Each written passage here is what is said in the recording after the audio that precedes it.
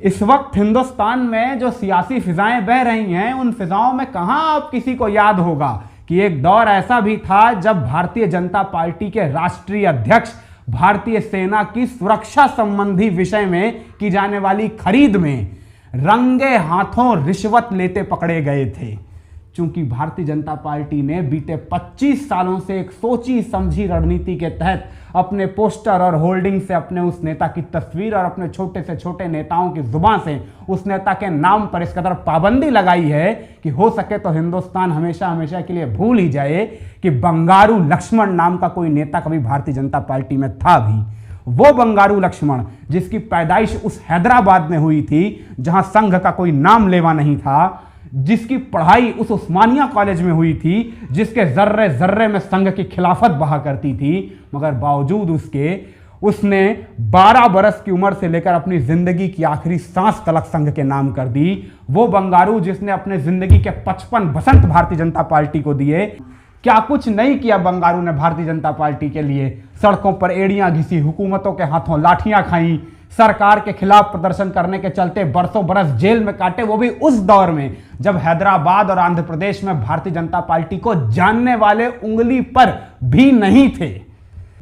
सिर्फ और सिर्फ अपनी मेहनत और लगन के दम पर नगरीय निकाय की राजनीति से निकलकर राष्ट्रीय अध्यक्ष तलक के पद का सफर तय किया। यकीन मानिए 90 के दशक के उत्तरार्ध में एक दौर ऐसा था जब बंगारू लक्ष्मण को भाजपा के इतिहास का सबसे ताकतवर दलित चेहरा करार दिया जाता था। सत्ता की चमक दमक ताकत हनक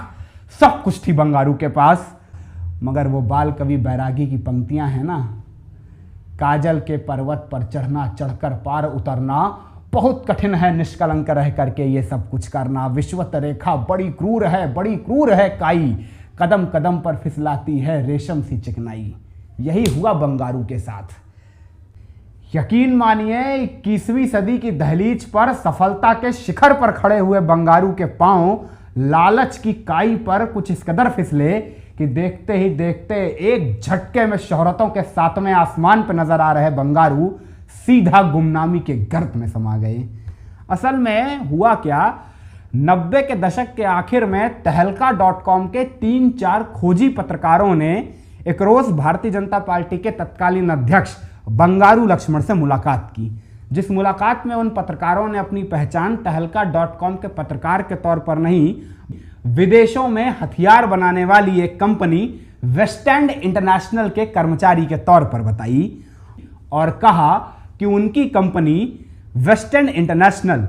अंधेरे में दुश्मनों को पहचानने वाले थर्मल बाइनोकुलर्स की सप्लाई भारतीय सेना में बड़े पैमाने पर करना चाहती है। और चूंकि भारत में भारतीय जनता पार्टी की अगुवाई वाली राजग सरकार चल रही है और बंगारू भारतीय जनता पार्टी के मुखिया हैं, लिहाजा अपनी इस ताकत के इस्तेमाल के सहारे अगर वो वेस्टर्न इंटरनेशनल को इस कॉन्ट्रैक्ट दिलवाने में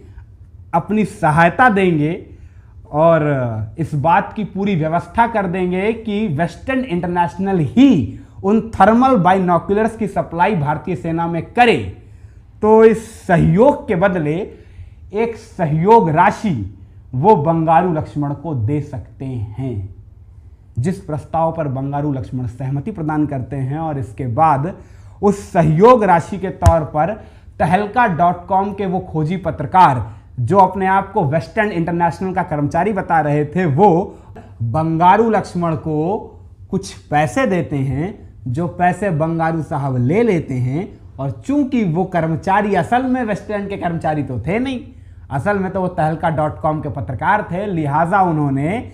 सहयोग राशि के नाम पर गांधी के तस्वीरों वाली कागज की पत्तियां लेते और गिनते बंगारू लक्ष्मण साहब के वो तमाम विजुअल्स अपने खुफिया कैमरे में कैद कर लिए और बाहर आकर वो पूरी की पूरी फुटेज मीडिया में लीक कर दी।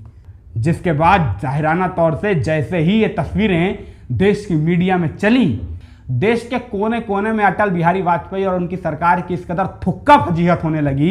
कि मजबूरन भारतीय जनता पार्टी को अपने राष्ट्रीय अध्यक्ष बंगारू लक्ष्मण से न सिर्फ उनका पद लेना पड़ा, बल्कि तत्काल प्रभाव से उन्हें नेपथ्य के उस निरीह वन में भेजना पड़ा, जिस निरीह वन से फिर आने वाली ता जिंदगी बंगारू लक्ष्मण कभी लौट कर वापस आ नहीं सके। और आज आलम यह है कि शायद भारतीय जनता पार्टी